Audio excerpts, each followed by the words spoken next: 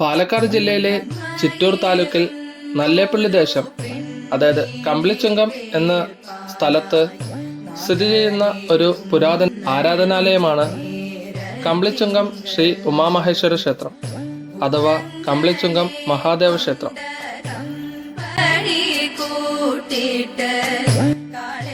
പരമശിവനും പാർവതീദേവിയും ഒരുമിച്ച് വിളങ്ങുന്ന ഉമാമഹേശ്വര ഭാവത്തിലാണ് ഇവിടുത്തെ പ്രധാന പ്രതിഷ്ഠ.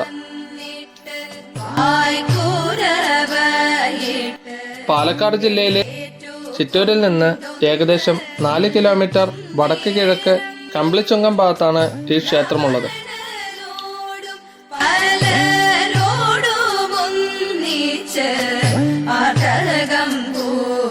പരമ്പരാഗത കേരളീയ ശൈലിയിൽ നിർമ്മിച്ച ഈ ക്ഷേത്രം ശാന്തവും ഭക്തിസാന്ദ്രവുമായ അന്തരീക്ഷത്തിലാണ് പേരുകേട്ടതാണ്.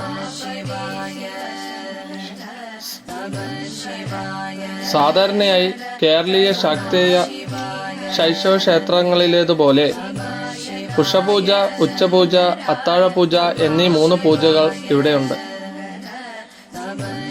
ശിവന് പ്രിയങ്കരമായ ധാര,